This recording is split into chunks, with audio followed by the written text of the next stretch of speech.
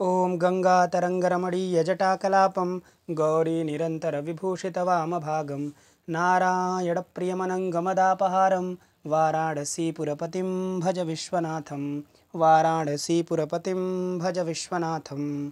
अत्र भवतां समेषां स्वागतं वर्तते। हम लोग उत्तर रामचरितम के तृतीय अंक के पढ़ने के क्रम में आज का 5 नंबर का पाठ पढ़ेंगे। इसके पूर्व हम लोग 4 पाठ पढ़ चुके हैं। तो पीछे के पाठ में हमने देखा था कि तमसा ने अपने आने का प्रयोजन बताया। तमसा और मुरला का संवाद चल रहा है, जिसमें ये दोनों मंच पर आकर के एक दूसरे से बात कर रही हैं। तो पहले तमसा ने मुरला से कहा कि तुम इतनी क्यों घबराई हो, तुम्हारे आने का क्या प्रयोजन है। तो मुरला ने कहा, मैं अगस्त ऋषि की पत्नी लोपामुद्रा के द्वारा भेजी गई हूँ गोदावरी से कुछ कहने के लिए। क्या कहना था गोदावरी से? तो उसने बताया कि मुझे गोदावरी से यही कहना था कि राम जी पंचवटी आ रहे हैं, और जब राम जी मूर्छित हों तो तुम अपने मंद मंद चलने वाले वायु से उत्पन्न जो लहरें हैं और उस लहरों से उत्पन्न जो वायु है, ऐसे वायु के द्वारा राम जी को आप जब भी वो मूर्छित हों तब आप उनको जीवित कर दीजिएगा। यही मैं कहने के लिए गोदावरी के पास आई हूँ। ये कहने के बाद तमसा ने कहा था कि कोई ज़रूरत नहीं है आपके इस उपाय की, इससे भी सरल उपाय, इससे भी मौलिक संजीवनोपाय हमारे पास है। तो मुरला ने कहा, क्या उपाय है आपके पास? तो तमसा ने कहा था कि मैं जो है वो भगवती भागीरथी के द्वारा भेजी गई हूँ। भगवती भागीरथी मतलब गंगा जी, तो गंगा जी के द्वारा मैं भेजी गई हूँ। और गंगा जी ने मुझे इसलिए भेजा है क्योंकि वो सीता जी को ही लेकर के यहाँ गोदावरी में आएंगी, और सीता जी को लेकर के आएंगी तो सीता जी के साथ रहने के लिए मुझे भेजा गया है, सीता जी के पीछे पीछे रहने के लिए मुझे भेजा गया है। ठीक है ना। तो ये बात हम लोग पीछे के पाठ में देखे थे। ये देखिए, ये तमसा का जो वचन था कि उक्तम अत्र भगवत्या भागीरथ्या, माने भगवती भागीरथी के द्वारा कहा गया है इसके विषय में। अत्र माने अस्मिन विषय, इस विषय में। इस विषय माने किस विषय में? कि सीतया कथम रामभद्रोयम आश्वसनीय, अयम रामभद्र, यह जो रामभद्र हैं वह सीता के द्वारा कैसे आश्वसित किए जाएंगे, कैसे जगाए जाएंगे, कैसे जीवित किए जाएंगे। ये जो प्रश्न पूछी थी मुरला ने, इस प्रश्न का उत्तर देते हुए तमसा ने कहा था कि अत्र, इस विषय में, ये जो तुमने प्रश्न किया ना कि सीता कैसे रामभद्र को आश्वसित करेंगी, इसके विषय में भागीरथी ने स्वयं कहा है। क्या कहा है? तो कहा है उन्होंने कि वत्से देव यजन संभवे सीते, हे पुत्री देव के पूजा पाठ से उत्पन्न हुई सीते, अद्य आज जो है वह खलु माने निश्चित रूप से आयुष्मतो हो कुशलवयो हो, आयुष्मान जो कुश और लव हैं उनका 12 जन्मवत्सरस्य संख्याम, 12वां जन्म वर्ष की संख्या का मंगल ग्रंथि अभिवर्तते माने है। तत् इसलिए आत्मनः पुराण स्वसुरम, अपने जो पुराने श्वसुर हैं ऐसे जो सवितारम है कि नहीं, ऐसे सूर्य देवम, ऐसे देव को स्वहस्तावचितैः पुष्पैः, अपने हाथों से चुने गए पुष्पों के द्वारा उपतिष्ठस्व, पूजा करो। और वो सविता कैसे हैं, वो सूर्य कैसे हैं? तो लिखिए अपहत पापमानम, जो समस्त पापों को नष्ट करने वाले हैं। और एतावतः मानवस्य, ये जो मनु से उत्पन्न जो संतान है उसमें जो राजर्षि वंश है, ऐसे राजर्षि वंश के जो प्रसवितार हैं, जो प्रवर्तक हैं, जो उत्पन्न करने वाले हैं, ऐसे जो सविता हैं, ऐसे जो सूर्य हैं, ऐसे सूर्य देवम, देव को स्वहस्तावचितैः पुष्पैः, अपने हाथों से चुने गए पुष्पों के द्वारा उपतिष्ठस्व माने पूजाम कुरुस्व, है कि नहीं। तो न त्वाम अवनी पृष्ठवर्तिनीम अस्मत् प्रभावात वन देवता अपि द्रक्ष्यन्ति किम उतमर्त्याः। त्वाम माने तुमको, अवनी पृष्ठवर्तिनी, इस पृथ्वी पर रहने वाले, वन देवता अपि, वन देवता भी, न द्रक्ष्यन्ति, नहीं देखेंगे, किम उतमर्त्याः, फिर मानवों का क्या कहना। अर्थात न तुमको मानव लोग देख पाएंगे और न तुमको वन देवता देख पाएंगी। ये कैसे? तो अस्मत् प्रभावात, ये सब हमारे प्रभाव से। क्योंकि गंगा जी का प्रभाव, गंगा जी ने आपको वरदान दे दिया, इसलिए हमारे प्रभाव से, हमारी कृपा से तुमको इस पृथ्वी पर रहने वाले वन देवता भी नहीं देख पाएंगे। इसी से छाया अंक की उत्पत्ति हो रही है। ठीक है ना। अब सीता जी दिखेंगी नहीं, इसका मतलब क्या? छाया के रूप में रहेंगी। इति, ऐसा किसने कहा है? भागीरथी ने कहा है। ठीक है ना, ऐसा भागीरथी ने कहा है। और अहम अपि आज्ञापिता, और मैं भी आज्ञापित हूँ, मतलब मुझे भी आदेश दिया गया है कि तमसे, हे तमसा, त्वयि तुम में प्रकृष्ट प्रेमैव वधूः जानकी, ये पुत्री जो जानकी है इसका त्वयि तुम में प्रकृष्ट प्रेम है, बहुत अधिक प्रेम है।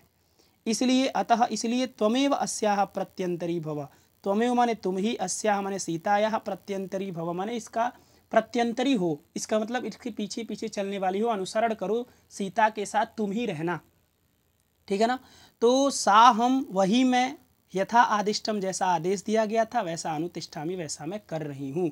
मतलब मैं सीता का साथ देने के लिए यहाँ पर आई हूँ, मैं सीता का साथ देने के लिए यहाँ पर आई हूँ। इसका मतलब अब सीता आएंगी, है कि नहीं। अब सीता आने वाली है, कहाँ, गोदावरी के पास। अभी गोदावरी के पास कौन है, मंच की स्थिति क्या है, केवल तमसा और मुरला हैं, ये दोनों लोग आपस में बात कर रही हैं।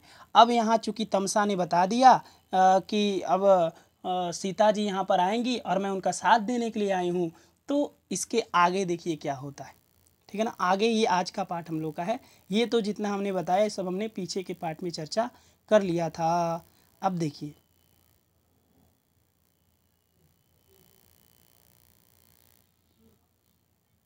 फिर मुरला ने कहा, ठीक है ना, मुरला ने कहा कि अहमप्येतं वृत्तांतम भगवत्यै लोपामुद्रायै निवेदयामि।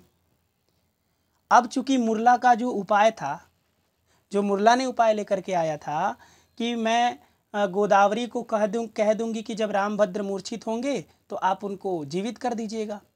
तो अब ये मुरला के उपाय का तो कोई ज़रूरत नहीं, क्योंकि अब तो सीता स्वयं आ रही है राम को जीवित करने के लिए। इसीलिए अब लोपामुद्रा, अब ये जो मुरला है वो कह रही है कि ये जो तुम बात हमसे कही हो ना तमसा, कि सीता स्वयं आ रही हैं राम जी को जीवित करने के लिए, मतलब जब मूर्छित होंगे तो बचाने के लिए, तो ये जो बात है इसलिए लिखा अहमपि माने मैं भी, फिर एतम वृत्तांतम, अहमप्येतम में यण संधि है, अहम अपि एतम, तो अहम माने मैं, अपि माने भी, एतम माने ये, तो अहम अपि एतम वृत्तांतम, मैं भी इस वृत्तांतम माने कहानी को, वृत्तांत माने कहानी होता है, तो अहम अपि एतम वृत्तांतम, मैं भी इस कहानी को, कौन सी कहानी, ये जो तमसा वाला कहानी है ऊपर जो तमसा ने कहा, तो ये इस कहानी को भगवत्यै लोपामुद्रायै, जो भगवती लोपामुद्रा हैं उनके लिए निवेदयामी, मैं निवेदित करती हूँ, मैं जाकर के ये कहानी लोपामुद्रा को बता देती हूँ, क्योंकि लोपामुद्रा भी तो थोड़ी सी परेशान है कि रामभद्र मूर्छित होंगे तो कौन बचाएगा, इसी के लिए तो भेजी थी मुरला को। लेकिन अब मुरला से अच्छा उपाय मिल गया तमसा का, इसलिए अब मुरला का काम तो खत्म हो गया, इसलिए मुरला जा करके ये सारे वृत्तांत, ये सारी जो कहानी है वह लोपामुद्रा को निवेदित करेगी, ऐसा मुरला कह रही है तमसा से, ठीक है ना। तो मुरला की बात आपको समझ में आई कि अहम अपि माने मैं भी, एतम वृत्तांतम इस कहानी को, भगवत्यै लोपामुद्रायै जो भगवती लोपामुद्रा है उनके लिए, निवेदयामी निवेदित करती हूँ, है कि नहीं। फिर इसके बाद मुरला कहती है कि रामभद्रः अपि आगतः एव इति तर्कयामि, रामभद्रः अपि, रामभद्र भी, आगतः एव आ ही गए, इति ऐसा, तर्कयामी ऐसा लग रहा है, ऐसा लग रहा है कि रामभद्र भी आ गए। कहाँ आ गए, पंचवटी में आ गए, है कि नाटक चल रहा है ना। तो अब मुरला चूंकि कहाँ जा रही है, लोपामुद्रा के पास जा रही है, तो ऐसा कह के जा रही है कि रामभद्रः अपि आगतः एव इति तर्कयामि, ऐसा लग रहा है रामभद्र भी आ ही गए, इसका मतलब सीता पहले से आ रही हैं। अब फिर मुरला ने कहा कि ऐसा लग रहा है कि रामभद्र भी यहाँ आ ही गए, मतलब इधर से रामभद्र आ रहे हैं और इधर से सीता गोदावरी से निकल करके आएंगी, क्योंकि ले कौन आ रहा है, गंगा जी ले आ रही हैं। गंगा जी कहाँ से ले आएंगी, नदी से ही तो ले आएंगी, इसलिए गंगा नदी जो है वो गोदावरी नदी से में से सीता जी को निकालेंगी। तो अब सीता जी का देखिए आगमन हो रहा है, ठीक है ना। तो इधर से रामभद्र भी आ रहे हैं, रामभद्रोपि आगतः एव इति तर्कयामि, ऐसा मुझे लग रहा है कि रामभद्र भी आ ही गए, ठीक है ना। तो ऐसा कह रही है कौन, मुरला।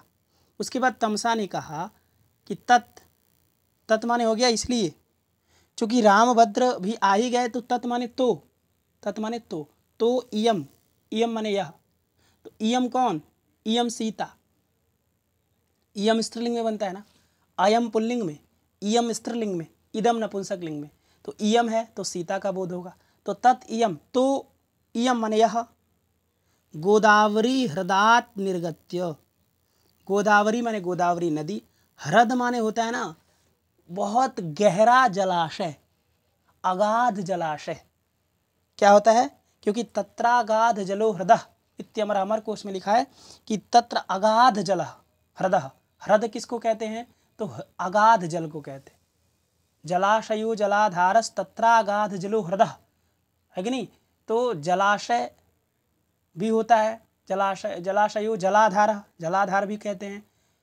और फिर उसके बाद तत्रागाध जलो ह्रदः, और जिसमें बहुत ज़्यादा जल होता है उस नदी को हम ह्रद कहते हैं, ह्रद।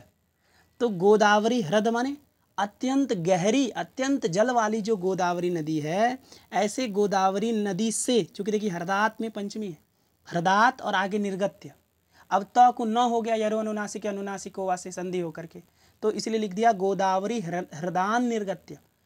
तो अलग अलग करेंगे तो क्या होगा? गोदावरी ह्रदात निर्गत्य, माने गोदावरी ह्रद से, ह्रद माने अगाध जल जिसमें भरा पड़ा है, ऐसी जो गोदावरी नदी है, ऐसी गोदावरी से निर्गत्य, निकल करके, निर्गत्य माने निकल करके, निरुपसर्ग है, गम निर्गत धातु है, उससे अक्त्वा प्रत्यय है। चूंकि उपसर्ग पूर्व में है इसलिए समासे अनय पूर्वक तो ल्यप सूत्र से उसको ल्यप हो जाता है। तो निर्गत्य माने निकल करके, तो निकल करके कौन आ रही है? इयम, सीता आ रही है।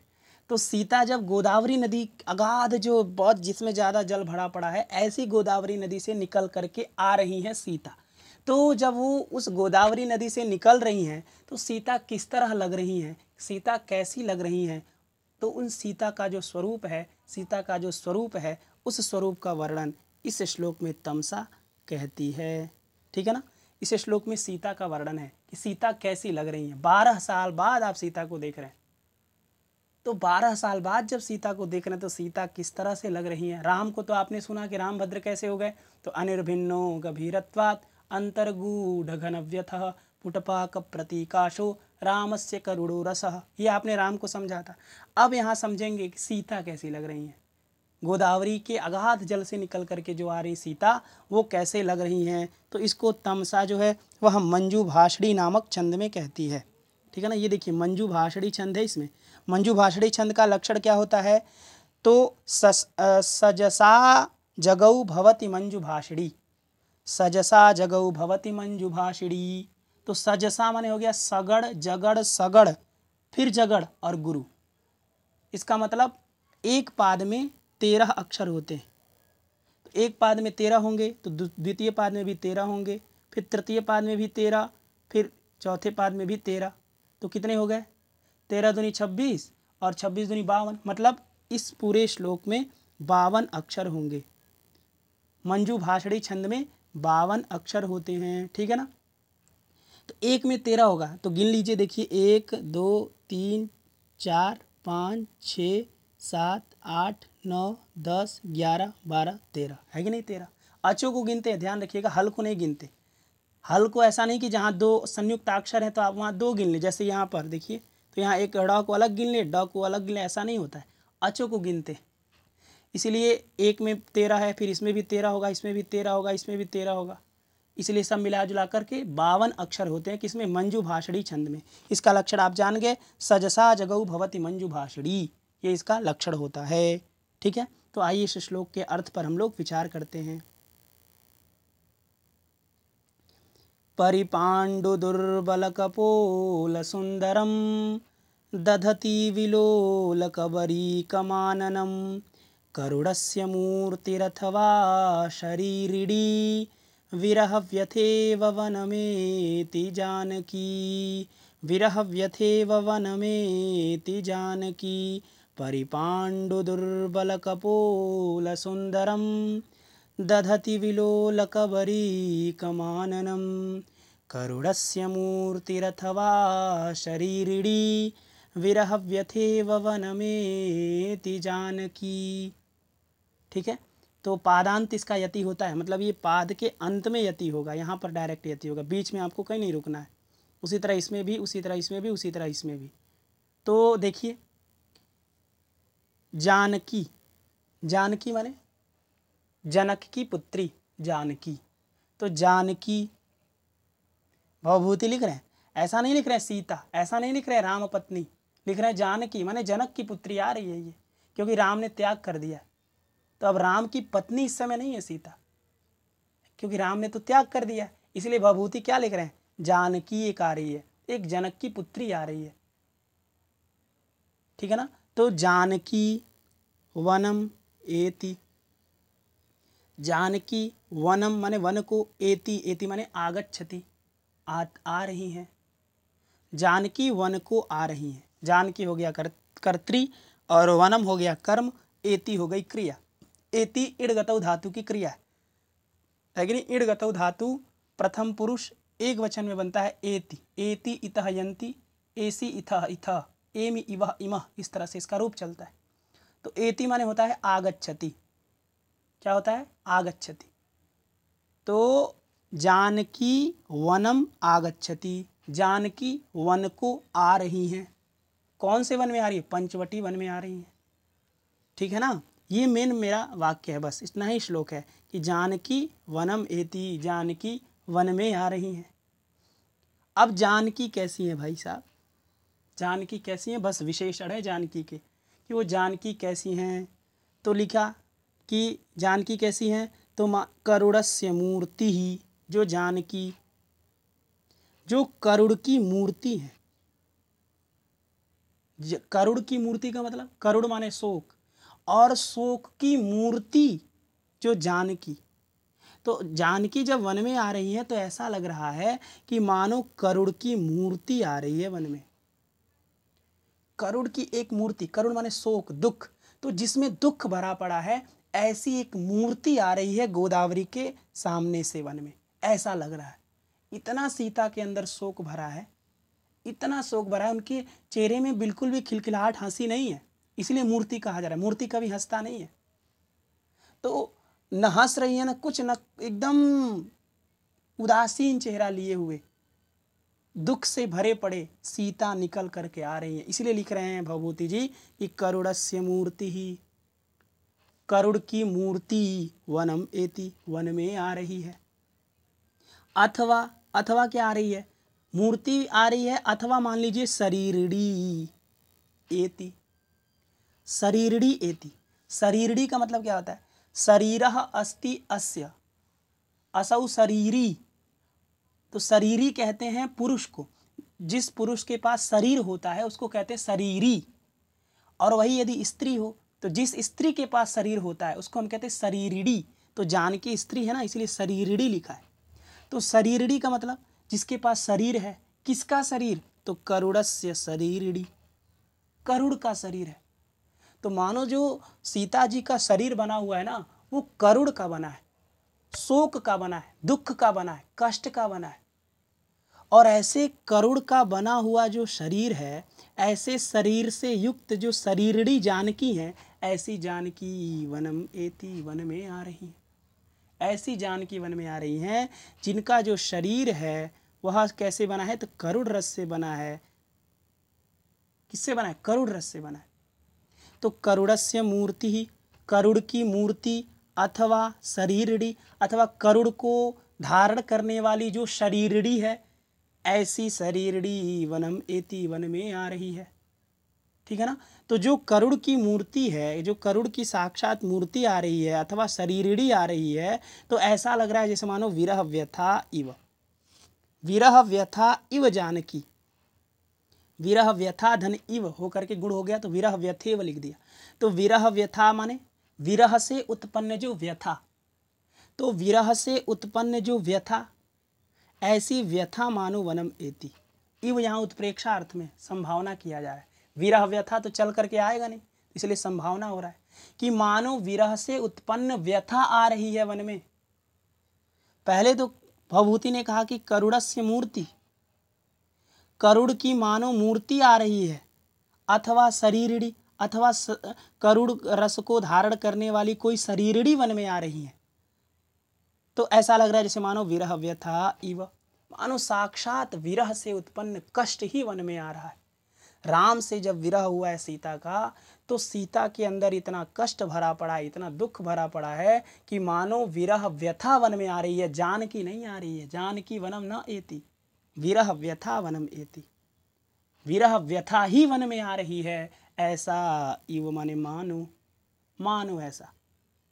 जानकी को देखने से ऐसा लग रहा है जैसे मानो साक्षात विरह व्यथा आ रही है, करुड़स्य मूर्ति आ रही है, अथवा करुड़स्य शरीरड़ी आ रही है, करुड़ को धारण करने वाली कोई शरीरड़ी आ रही है। तो नीचे का 2 लाइन आपको समझ में आ गया। ये सीता के स्वरूप का वर्णन किया जा रहा है कि सीता राम से विरहित हो गई हैं, तो 12 साल बाद कैसी सीता लग रही हैं, उसको तमसा वर्णन करते हुए नीचे का 2 लाइन कही कि सीता जानकी जो है वो वन में आ रही हैं, और वो जानकी आ रही हैं तो ऐसा लग रहा है जैसे मानो करुड़ की मूर्ति आ रही है, अथवा करुड़ को धारण करने वाली कोई शरीरड़ी आ रही है। तो मानो विरह व्यथा इव, विरह व्यथा ही वन में आ रही है। साक्षात विरह से उत्पन्न जो कष्ट है, वह विरह से उत्पन्न जो कष्ट, ऐसा कष्ट ही वन में आ रहा है, सीता जानकी नहीं आ रही। ठीक है ना, तो इसलिए इव लगाया है, इव उत्प्रेक्षा अर्थ में यहाँ पर है। ठीक है ना, तो ऐसी जानकी वनम एति, ऐसी जानकी वन में आ रही है। ठीक है ना, और कैसा, और जानकी कैसी है, तो अब जानकी के मुख का वर्णन है कि जानकी का जो मुख है, जानकी का जो मुख है वो कैसा है। तो यहाँ देखिए आननम लिखा है, आननम माने मुखम, आननम माने मुखम।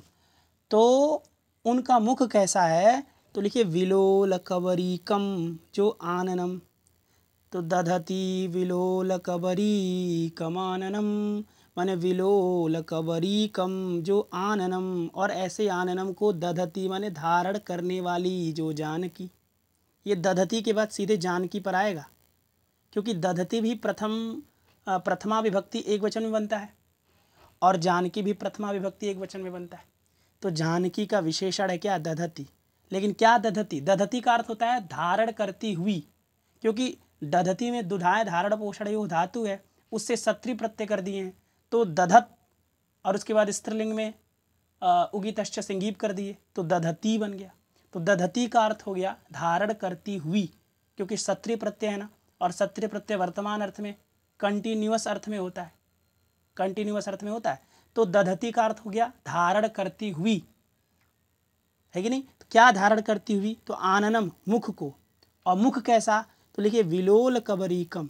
विलोल माने होता है चंचल, तो चंचल माने क्या, चंचल का मतलब होता है जो चलता रहता है, उसको कहते हैं चंचल। तो नहीं, बालक बहुत चंचल है, इसका मतलब बहुत इधर उधर चलता रहता है। तो विलोल माने हो गया चंचल, और कबरी माने होता है बाल, कबरी माने बाल, और बाल ही नहीं, बाल का ऊपरी भाग, जो नीचे का भाग, केश पास जिसको कहते। तो विलोला कबरी यस्मिन तत् विलोल कबरीकम, ऐसा जो आननम, माने बड़ा, विलोल माने हो गया चंचल, विलोल माने हो गया चंचल, और कबरी, कबरी, कबरी का मतलब हो गया बाल, बाल का ऊपरी भाग। तो जो बड़ा चंचल बाल है, उस बाल, वह बाल व्याप्त हो गया है जिस मुख में, माने जो बड़ा चंचल, बड़ा इधर उधर चलने वाला जो बाल है। अब जो स्त्रियों का बाल होता है वो इधर इधर तो चलता है, इधर कभी इधर जाएगा कभी उधर जाएगा। तो ऐसा जो चंचल कबरी है, जो बाल है, वह बाल जिसके मुख में आ गया है, ऐसे मुख को दधति धारण करने वाली जो सीता, जो जानकी है, वो जानकी वनम एति वन में आ रही है। अब ये कबरी माने तो हो गया बाल, और क कहाँ से दिख रहा है, आपके मन में आ रहा होगा प्रश्न। तो क जो होता है ना, स्वार्थ में होता है, उसका कोई अपना अर्थ नहीं होता, ठीक है ना। तो जो कबरी है उसी को कबरीक भी कहेंगे, कबरी एव कबरीकम, जो कबरी है वही कबरीकम है, क्योंकि कहीं कहीं पाद पूर्ति नहीं होती है, इसके लिए हम लोग बीच में स्वार्थ इत्यादि प्रत्यय कर देते हैं, जिनका कोई अपना अर्थ नहीं होता। तो कबरी का अर्थ हो गया बाल, तो कबरीकम, इस पूरे पद का भी अर्थ क्या है, बाल ही है। तो विलोला कबरी यस्मिन मुखे तत्मुखम, है कि नहीं, अर्थात बहुत चंचल बाल जो हैं, ऐसे चंचल इधर उधर चलने वाले जो बाल हैं, ऐसे बाल जिस मुख में लगे हुए हैं, जिस मुख में आ गए हैं, ऐसे मुख को धारण करने वाली जो जानकी है, वह वनम एति, वो वन में आ रही है। इसका तात्पर्य हुआ कि जो जानकी जब निकल करके आ रही है गोदावरी से, तो उनके मुख में जो है ना, उनके बाल आगे आ गए हैं, थोड़े थोड़े जो बाल आगे नहीं आ रहे, पूरा नहीं कि ऐसा नहीं पूरा आ गया, कुछ कुछ बाल जो है वो आगे आ गए, ठीक है ना। तो ऐसा मुख, मुख की कल्पना की जा रही है, कैसे सीता लग रही है, ये कवि की कल्पना है, भवभूति की कल्पना है। और आगे देखिए, और आननम कैसा है, आननम का एक और विशेषण है, देखिए ऊपर की सबसे लाइन में वो आननम का विशेषण, ये आननम का। तो आननम कैसे हैं? तो परिपांडु दुर्बल कपूल सुंदरम, जो आननम ऐसे आननम को दधती धारण करती हुई जानकी वनम एति। ठीक है, तो परिपांडु, पांडु माने होता है पीला, अब परि का मतलब होता है चारों तरफ।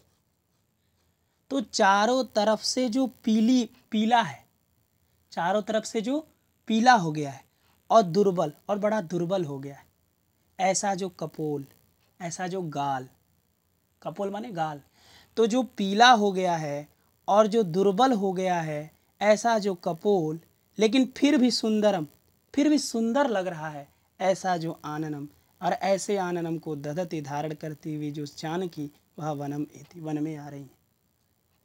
ठीक है ना। तो देखिए परिपांडु जो चारों तरफ से पीला हो गया है, जो गाल है सीता जी का ना, जो कपोल, कपोल माने हो गया गाल, गंड, जिसको गंड स्थल कहते हैं। तो परिपांडु माने हो गया जो चारों तरफ से पीला है, मतलब जो सीता जी का गाल है वो कैसा हो गया है? पीला हो गया है। अब जब विरह व्यथा में है तो पीला ही तो होगा, है कि नहीं? तो पीला हो गया है और दुर्बल, बड़ा दुर्बल हो गया है। मतलब दुर्बल का मतलब अंदर धंस गया है गाल। गाल का दुर्बल होने का मतलब क्या? अंदर धंस जाना। तो जो परिपांडु हो गया है, जो चारों तरफ से पीला हो गया है और जो दुर्बल हो गया है, जो अंदर धंस गया है, ऐसे कपोल, ऐसे गाल हैं, ऐसे गाल और फिर भी सुंदरम, ऐसे गाल को धारण करने वाली जो सीता, और फिर भी सुंदरम, फिर भी सुंदर लग रही हैं। अब ये विरोधाभास हो गया कि नहीं हो गया? कि जो परिपांडु हैं और जो दुर्बल हैं, ऐसे कपोल कभी सुंदर हो सकते हैं क्या? नहीं हो सकते ना। लेकिन सीता फिर भी सुंदर लग रही है कि नहीं? तो ऊपर की लाइन आपको समझ में आ गई कि परिपांडु माने जो पीला है, और दुर्बल जो बड़ा दुर्बल है, ऐसा जो कपोल, ऐसा जो गाल, ऐसे गाल, है कि नहीं? ऐसा गाल और ऐसे गाल भी, ऐसे माने परिपांडु और दुर्बल होने से भी जो गाल बहुत सुंदर लग रहे हैं, ऐसे सुंदर सुंदर कपोल से युक्त जो आनन है, ऐसे आनन को धारण करने वाली जो सीता है, जो जानकी है, वह वनम एति, वह वन में आ रही है।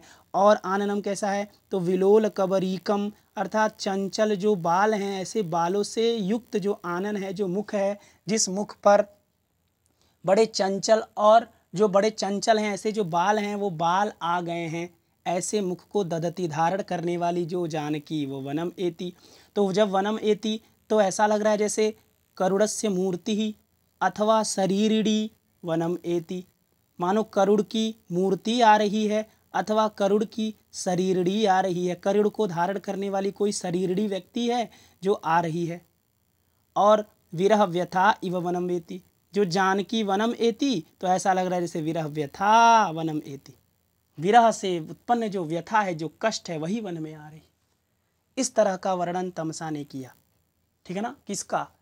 गोदावरी के अगाध जल से निकल करके आने वाली जो सीता है, ऐसी सीता का वर्णन तमसा ने अच्छी तरह से कर दिया। आपको ये श्लोक अच्छे से समझ में आ गया होगा। ठीक है। तो परिपांडु दुर्बल कपोल सुंदरम दधति विलोल कबरीकमाननम करुड़स्य मूर्तिरथवा शरीरिणी विरह व्यथेव वनमेति जानकी। ये मंजू भाषणी नामक छंद में था। ठीक है ना। इसके बाद देखिए मुरला ने कहा, अब मुरला एक श्लोक में वर्णन कर रही हैं कि इयम ही सा, ही माने ही अव्यय है जो निश्चय अर्थ में है यहाँ पे। तो ही माने हो गया निश्चित रूप से, इयम सा, यह जो जानकी है ये वही जानकी है क्या? इयम माने यह, जो वर्तमान में गोदावरी के अगाध जल से निकल करके आ रही हैं। तो इयम से इस सीता का बोध हो रहा है, और सा से 12 साल पहले वाली सीता का बोध हो रहा है। तो मुरला कह रही है कि इयम सा, ये वही सीता है क्या? मुरला पहचान नहीं पा रही है। सीता का ये हाल हो गया। ठीक है ना। तो ही माने निश्चित रूप से, इयम सा, ये वही है कि नहीं? ये वही सीता है। तो अब मुरला जो है इतना आश्चर्यचकित होकर के वो वर्णन कर रही है कि श्लोक में कि इस समय सीता किस तरह से हो गई हैं, इसका वर्णन मुरला भी करती है और ऊपर तमसा ने भी किया। तो मुरला का वर्णन आइए देखते हैं। ये मालिनी नामक छंद में है। मालिनी का लक्षण आप सब जानते हैं, न मयुतेयम मालिनी भोगी लोकैः, ये उसका लक्षण होता है कि नहीं। तो आइए देखते हैं। किसलयमिव मुग्धं बंधनाद् विप्रलूनं हृदय कमलशोषी दारुणो दीर्घशोकः ग्लपयति परिपाण्डु क्षाममस्याः शरीरं शरदिज इव घर्मः केतकी गर्भपत्रं किसलयमिव मुग्धं बंधनाद् विप्रलूनं हृदय कमलशोषी दारुणो दीर्घशोकः ग्लपयति परिपाण्डु क्षाममस्याः शरीरं शरदिज इव घर्मः केतकी गर्भपत्रम। इस तरह से इसका वाचन होगा। मालिनी छंद है, ठीक है ना। तो देखिए इस श्लोक के अर्थों पर चलिए विचार करते हैं। अस्याह शरीरम लिखा ना, अस्याह शरीरम, अस्याह माने ये क्षामम में म हलंत हो जाएगा तो उसमें म में अ बचेगा, उधर द्वितीय वाले म में। तो अस्याह शरीरम, अस्याह माने सीतायाह, इस सीता का, शरीरम माने शरीर, शरीरम नपुंसकलिंग शब्द है तो शरीरम शरीरे शरीराणी ऐसा रूप चलता है। तो शरीरम अस्याह शरीरम, इसका शरीर है कि नहीं, अस्याह शरीरम, तो अस्याह शरीरम इसके शरीर को, अस्याह शरीरम माने इसके शरीर को, इसके माने किसके, तो सीतायाह, तो सीता के शरीर को, ये शरीरम कर्म है द्वितीय एक वचन का है, ठीक है ना। तो अस्याह शरीरम इसके शरीर को ग्लपयति गला रहा है, ग्लपयति माने गला रहा है, ये क्रिया है ग्लपयति, ग्लई हर्ष क्षय धातु है, माने इसके हर्ष का क्षय कर रहा है। हर्ष का माने, हर्ष माने खुशी होता है, तो खुशी का क्षय कर रहा है। कौन कर रहा है भाई, तो दीर्घ शोक, दीर्घ जो शोक है, इतना लंबा जो शोक है, बहुत बड़ा जो शोक है, 12 साल का जो शोक है, वह शोक जो है अस्याह शरीरम, अस्याह सीतायाह शरीरम, इस सीता के शरीर को ग्लपयति गला रहा है कि नहीं, गला रहा है। किसके तरह गला रहा है, एक उपमा देते हैं। इस श्लोक में दो उपमाएं, ध्यान रखिएगा, एक यहाँ आपको इव दिख रहा है, एक यहाँ आपको इव दिख रहा है, इसलिए इस श्लोक में दो उपमा है। एक उपमा पहले नीचे वाला देखते हैं हम लोग कि अस्याह शरीरम माने अस्याह सीतायाह शरीरम, इस सीता के शरीर को दीर्घ शोक, जो दीर्घ शोक है वह ग्लपयति, वह गला रहा है। किस तरह से गला रहा है, तो शरदिज इव घर्म, घर्म माने होता है घाम, जिसको हम कहते हैं घाम, धूप, तो घर्म माने हो गया घाम, धूप। तो जो धूप है, कौन सा धूप, ग्रीष्म काल में भी धूप होता है कि नहीं, लेकिन यहां पर कौन सा लेना है, शरदिजह इव, शरदि जाते अथवा शरदि जायते इति शरदिजह, जो शरद कालीन, शरद में जो उत्पन्न जो घर्म है, जो माने होता है उत्पन्न, और शरदि माने शरद में, क्योंकि शरद शब्द रहता है उसका सप्तमी एक वचन में शरदि बनता है। तो शरदिजह माने शरद में उत्पन्न जो घर्म, घाम, धूप। तो शरद ऋतु में उत्पन्न जो धूप है, वह धूप जिस प्रकार केतकी जो पुष्प है, केतकी केवड़ी का पुष्प जिसको कहते हैं, तो जो केतकी का पुष्प है उसके गर्भ माने उसके भीतर विद्यमान जो पत्ता है, उस पत्ते को जैसे ग्लपयति, जैसे गला देता है। शरतकालीन जो घर्म है, जो धूप है, जो घाम है, वो इतना तेज होता है कि केतकी के अंदर जो पत्ते होते हैं, उस पत्ते को भी ग्लपयति गला देता है।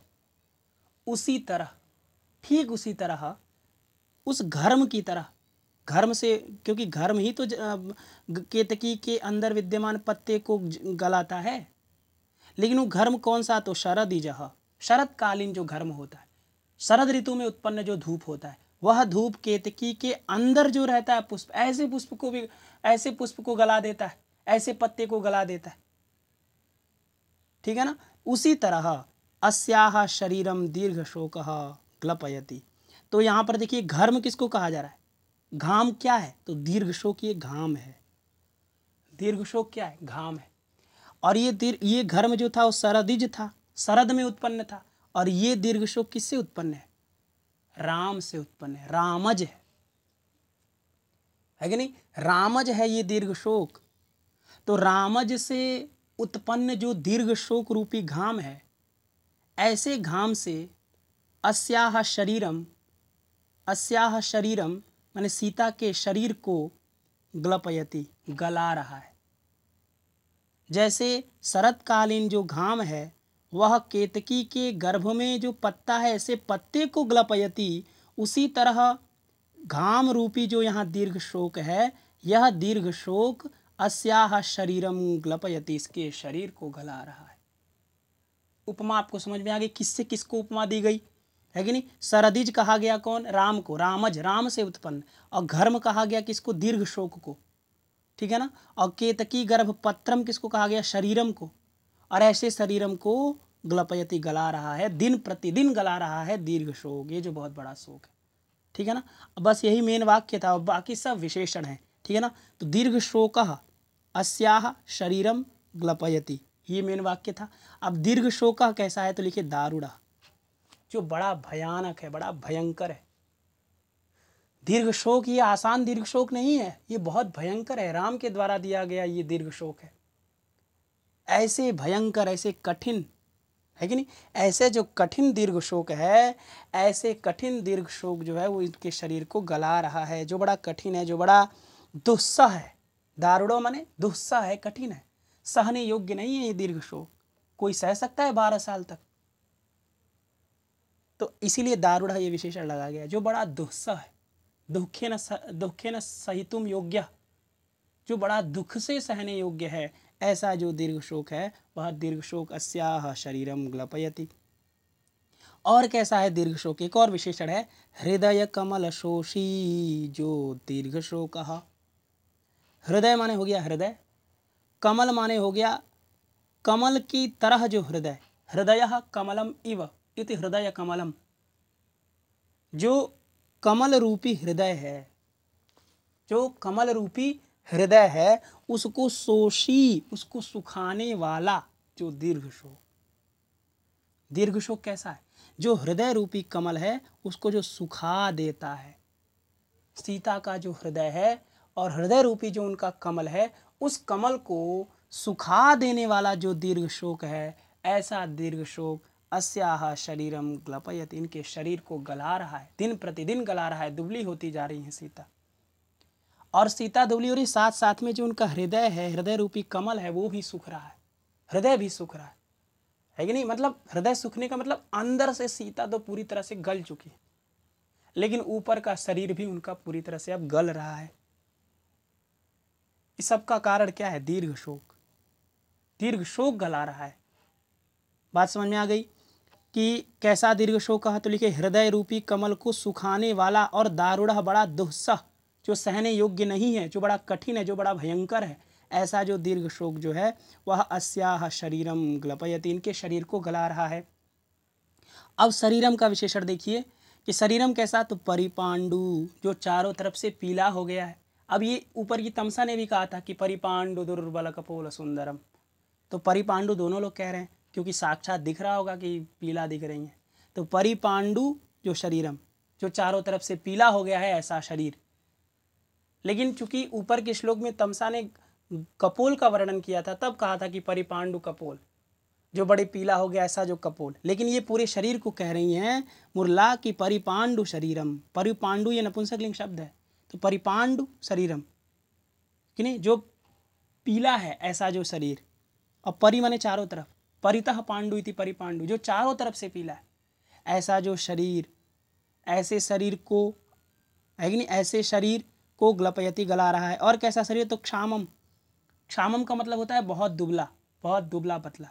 तो जो बड़ा दुबला पतला हो गया है ऐसा शरीरम, क्षामम शरीरम, ऐसे शरीरम को ग्लपयति, जो पहले से बड़ा दुबला है ऐसे शरीर को गला रहा है। सीता कोई मोटी थोड़ी थी, सीता तो पहले से दुबली थी, और ऐसे क्षामम शरीरम, ऐसे क्षाम शरीर को, ऐसे दुबले शरीर को, ऐसे पतले शरीर को ग्लपयति गला रहा है, ठीक है ना। और कैसा शरीर है? तो शरीर का एक और उपमा देते हैं भवभूति जी, और कहते हैं कि सलयमिव मुग्धम बंधनात् विप्रलूनम जो शरीरम, और ऐसे शरीरम को दीर्घ शोकः ग्लपयति। ठीक है, तो देखिए और ऊपर वाली उपमा कि किसलयम इव। किसलय किसको कहते हैं आप जानते ही हैं। किसलय कहते हैं जो आम का वृक्ष होता है, उसमें जो नए नए पत्ते आए होते हैं ना, उनको, उनका नाम किसलय है कि नहीं। तो किसलय जो होता है, किसलय जितना मुलायम होता है, किसलय तो आप जानते ही हैं, किसलय लालिमा जिसमें होती है कि नहीं, उसको किसलय कहते हैं। तो किसलय बड़ा मुलायम होता है, बहुत ज़्यादा मुलायम होता है। उसमें थोड़ा सा अगर आप अपना नाखून लगा दे तो उसमें वो हो जाता है, कट जाता है वो। तो किसलय की तरह क्या शरीरम, जो किसलय की तरह शरीर है, जो किसलय की तरह अत्यंत लालिमा से युक्त अत्यंत कोमल जो शरीर है, ऐसे शरीर को ग्लपयति। तो जैसे किसलय जो है, किसलय जब वो बंधनात् विप्रलूनम, जब बंधन से कट जाता है कि नहीं, तब किसलयम जिस तरह से, जो किसलय है वो जिस तरह से अपने आप को नहीं रख पाता है, जैसे किसलय जो है ग्लपयति, गल जाता है, खत्म हो जाता है, नष्ट हो जाता है। कब? जब बंधनात् विप्रलूनम, जब अपने बंधन से कट जाए। तो जैसे किसलय ग्लपयति, जैसे किसलय ग्लपयति माने खत्म हो जाता है, नष्ट हो जाता है। और किसलय कैसा? तो बड़ा मुग्धम, बड़ा मनोहरम, बहुत मनोहर, बहुत सुंदर दिखने वाला, मन को हर लेने वाला। मनोहर माने मन को हर लेने वाला जो किसलय, किसलय को आप देखेंगे तो आपके मन को हर लेगा, इतना सुंदर लगता है किसलय। तो ऐसे मुग्धम जो किसलयम, ऐसा मनोहर, ऐसा सुंदर दिखने वाला जो किसलय, वह किसलय जब बंधनात् विप्रलूनम, जब बंधन से, बंधन माने जैसे वो वृक्ष के साथ रह रहा है, तो वृक्ष के शाखा, वृंत जो है उसके शाखाएं हैं, उस शाखा से यदि किसलय बंधा हुआ है तब तो ठीक है, अपने परिवार के साथ है। लेकिन जब बंधनात् विप्रलूनम, जब बंधन से काट लिया जाए, है कि नहीं, बंधन से जो काट दिया गया है, ऐसा जो किसलय। ये विप्रलूनम में वी उपसर्ग है, फिर प्र उपसर्ग है, फिर लुई छेदनीय धातु है, और उससे अक्तव प्रत्यय है। अक्तव प्रत्यय भूतकाल अर्थ में होता है, माने विप्रलूनम माने काट लिया गया है, ऐसा जो किसलयम। और किसलयम के साथ मुग्धम। तो बंधनात् विप्रलूनम, बंधन से काट लिया गया है, ऐसा मनोहर सुंदर दिखने वाला जो किसलय है, वो किसलय जिस प्रकार से ग्लपयति, गल जाता है, खत्म हो जाता है, तो उसी किसलय की तरह अस्याह शरीरम। अब ये शरीर किसलय की तरह है, और किसलय कैसा है? तो बंधन से कटा हुआ है। उसी तरह ये शरीर भी कैसा है? बंधन से कटा हुआ है। किसके बंधन से कटा है? तो राम के बंधन से कटा है। राम के साथ जब सीता थी तो राम से बधी हुई थी, राम से युक्त थी, लेकिन राम के बंधन से विप्रलूनम, काट दिया गया, ऐसा जो शरीरम, ऐसा जो शरीर। और मुग्धम किसलयम, जो बड़ी मनोहर किसलय था, उसकी तरह शरीर है। इसका मतलब शरीर कैसा है? शरीर भी मनोहारी है। अब सीता का शरीर है भाई, तो मनोहारी नहीं होगा। तो ऐसे मनोहारी किसलय की तरह जो सीता का शरीर है, वह शरीर ग्लपयति, गला रहा है, दीर्घ शोक गला रहा है। तो आपको पूरा श्लोक समझ में आ गया होगा। देखिए, किसलयमिव मुग्धम बंधनाद् विप्रलूनम, अर्थात किसलय की तरह अत्यंत मनोहर। इव माने होता है यथा, यहाँ इव उपमा में है, उत्प्रेक्षा में नहीं है कि नहीं, क्योंकि किसलय की तरह तो शरीर हो ही सकता है भाई। किसलय जिस तरह से सुंदर मनोहर कोमल दिखता है, उस तरह का शरीर हो सकता है। यहाँ संभावना नहीं की जा रही, इसलिए उत्प्रेक्षा नहीं है यहाँ पर उपमा है, ठीक है ना। तो किसलयमिव माने किसलय की तरह, मुग्धम बहुत मनोहर, बंधन से काटा गया जो किसलय, और ऐसे किसलय की तरह अस्याह शरीरम, इनका जो शरीर है वह शरीर ग्लपयति, गल रहा है, गलाया जा रहा है। ठीक है, किससे गलाया जा रहा है? तो दीर्घ शोक, जो दीर्घ शोक है। और दीर्घ शोक कैसा? तो दारुढ़, बड़ा दुस्सह है।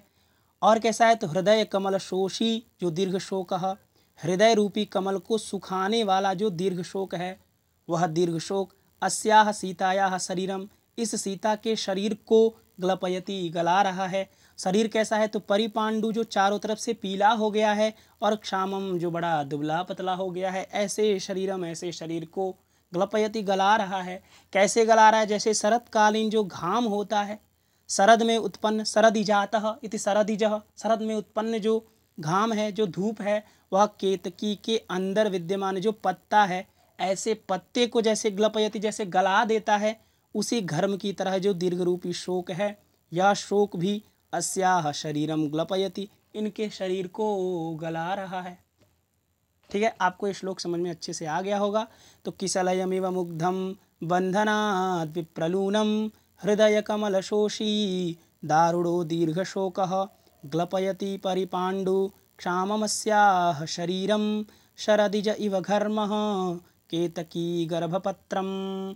इसके बाद देखिए मालिनी छंद था, है कि नहीं? इसमें मालिनी छंद था। न मयुतेयम मालिनी भोगिलोकैः, ये इस छंद का लक्षण होता है। फिर आगे देखिए इति, इसके बाद परिक्रम्य घूम करके निष्क्रांते, निष्क्रांते में देखिए द्विवचन है, निष्क्रांता निष्क्रांते निष्क्रांताः, रमा रमे रमाः, उसी की तरह निष्क्रांता निष्क्रांते निष्क्रांताः। तो निष्क्रांते माने निकल गए, दो लोग यानी निकल गए, दोनों जो बात कर रहे थे तमसा और मुरला, वो दोनों लोग निकल गए। वो दोनों लोग क्या हो गए? निकल गए।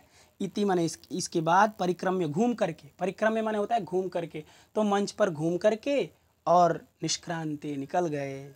इति शुद्ध विष्कंभकः, ये विष्कंभक चल रहा था जो कि शुद्ध विष्कंभक था। विष्कंभक दो प्रकार का होता है, एक शुद्ध विष्कंभक, एक संकीर्ण विष्कंभक। तो आइए आप लोग को आज विष्कंभक भी बता देते हैं। देखिए विष्कंभक का लक्षण कहते हुए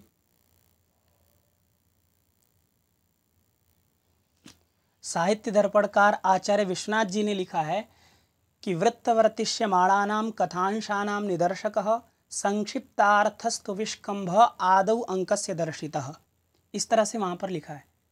और आगे लिखते हैं मध्येन मध्यमाभ्याम वा पात्राभ्याम संप्रयोजितः शुद्धः स्यात् स तु संकीर्णो नीच मध्यम कल्पितः। अर्थात वृत्तवर्तिष्यमाणानां, वृत्त माने होता है, वृत्तः माने भूतः, और वर्तिष्यमाण माने होता है भविष्यमाण। तो वृत्तवर्तिष्यमाणानां माने भूत, भूत का मतलब पास्ट, तो जो बीत गया है, और वर्तिष्यमाण माने होता है जो भविष्य में आने वाला है।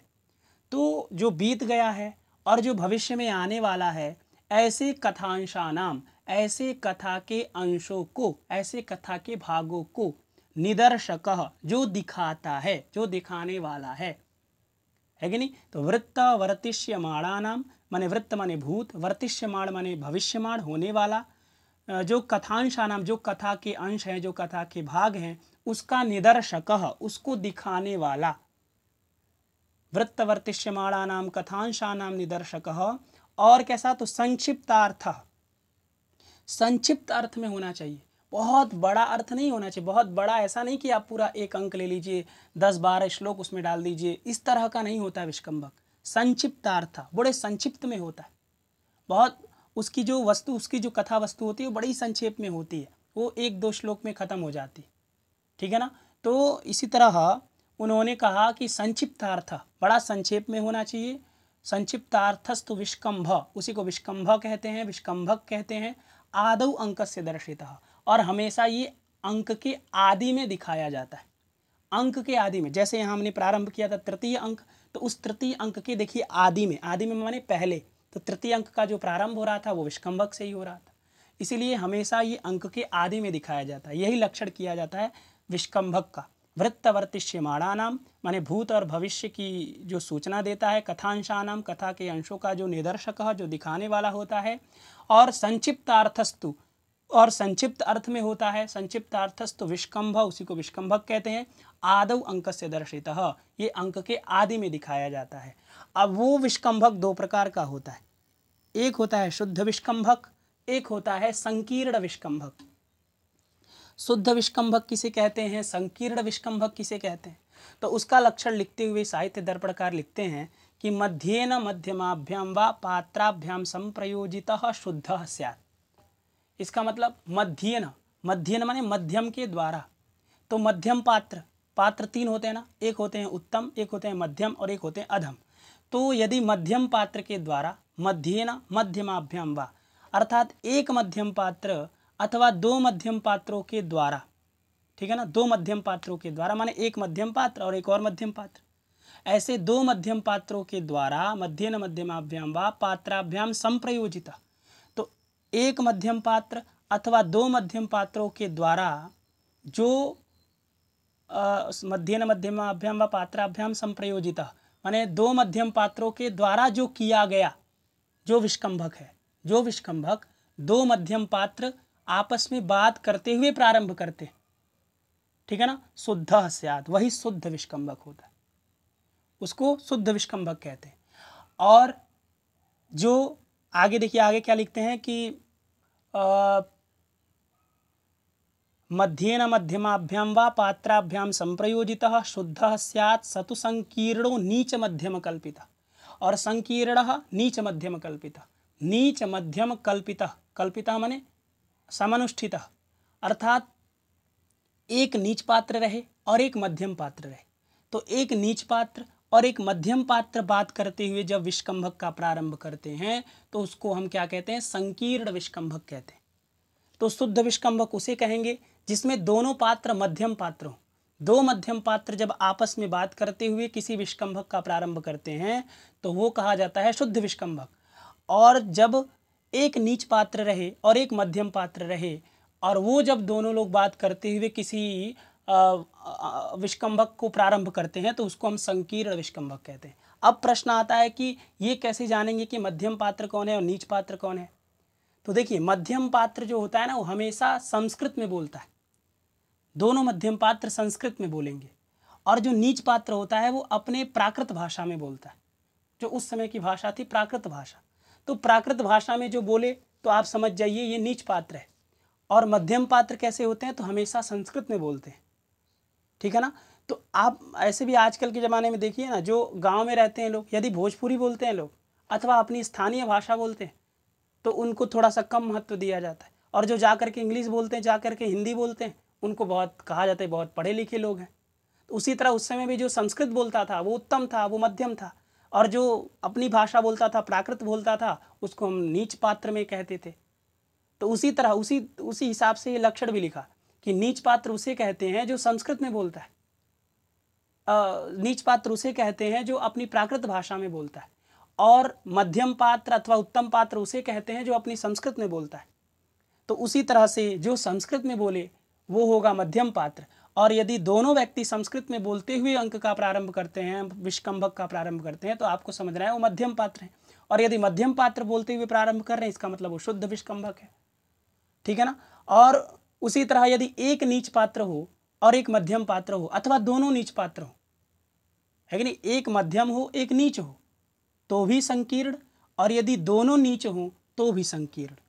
और नीच का मतलब जो अपनी प्राकृत भाषा में बोले उसको कहते हैं नीच पात्र, ठीक है ना। अब ये आप कैसे जानेंगे कि ये प्राकृत में बोल रहा है कि संस्कृत में बोल रहा है। तो इसके लिए आप जो पुस्तक लेते होंगे ना, उस पुस्तक में देखिए ब्रैकेट में लिखा होता है। यदि जो व्यक्ति केवल संस्कृत में बोलता है तो उसके ब्रैकेट में फिर नहीं लिखा रहता प्राकृत भाषा, क्योंकि उस समय भी संस्कृत बोलता है। और जो व्यक्ति प्राकृत में बोलता है तो उसको पहले प्राकृत लिख करके उसके बाद उसको संस्कृत में ट्रांसलेट किया गया है। तो उस चीज़ से आप जान सकते हैं कि कौन सा व्यक्ति जो है वो संस्कृत बोल रहा है और कौन सा व्यक्ति प्राकृत बोल रहा है। तो उससे आप ये कल्पना कर सकते हैं कि कौन नीच पात्र है और कौन उत्तम पात्र और कौन मध्यम पात्र है। तो ये होता है विष्कंभक, इसी को कहते हैं विष्कंभक। चूँकि यहाँ दोनों पात्र संस्कृत बोल रहे थे, तमसा भी संस्कृत बोलती है, मुरला भी संस्कृत बोलती है, इसलिए ये शुद्ध विष्कंभक है। और शुद्ध विष्कंभक इति माने समाप्त हो गया क्या, शुद्ध विष्कंभक। और विष्कंभक इसमें भूत की सूचना तो आपने देखा कि पहले जो है, एक बार और देख लेते हैं। देखिए पहले जो है ये तमसा और मुरला ये दोनों क्या किए थे कि भूत की सूचना दिए थे कि ये पुरा किल, देखिए ना, पुरा किल तपोवनोपकंठात् परित्यज्य निवृते सती सीता देवी, अर्थात तपोवन के समीप छोड़ करके लौट जाने पर लक्ष्मण के लौट जाने पर सीता देवी प्राप्त प्रसव वेदना से अति दुख हुआ, इसके चलते वो गंगा में कूद गई। सब क्या है, ये सब भूत की ही तो सूचना है। और इसके बाद भविष्य की सूचना देखिए, भविष्य की सूचना इस श्लोक में दिया गया। ये जो श्लोक है परिपांडु दुर्बल कपोल सुंदरम, और ये जो श्लोक है कि किसलयमिव मुग्धम बंधनाद विप्रलूनम, है कि नहीं, ये जो दोनों श्लोक है इसमें भविष्य की सूचना दी गई है ना। क्योंकि जो तमसा और मुरला हैं वो मंच पर हैं और उन्होंने भविष्य की सूचना दिया कि सीता गोदावरी से निकल करके पंचवटी में आ रही हैं। तो ये अभी भविष्य की सूचना, अभी आने वाली हैं, सीता आई नहीं है कि नहीं। जब ये पात्र निकल जाते हैं तब ना सीता आती है, अभी सीता का प्रवेश नहीं हुआ मंच पे, इसका मतलब अभी सीता आई नहीं है, आने वाली हैं। तो ये भविष्य की सूचना दिया ये दोनों श्लोक, इसलिए भविष्य की भी सूचना दी गई, भूत की भी सूचना दी गई, इसीलिए और संक्षिप्त में कहा गया, इसीलिए इसका नाम विष्कंभक है। और चूंकि दोनों मध्यम पात्र थे, दोनों ने संस्कृत में बोल करके इस विष्कंभक का प्रारंभ किया था, अतः ये शुद्ध विष्कंभक था और इति शुद्ध विष्कंभक। अब विष्कंभक खत्म हो गया, इसके बाद अब पात्र प्रवेश करेंगे, है कि नहीं। देखिए यहाँ से नेपथ्य से आवाज़ आएगी, इसके बाद पात्र प्रवेश करेंगे, इसको हम लोग कल देखेंगे। आज के लिए इतना ही रहने देते हैं।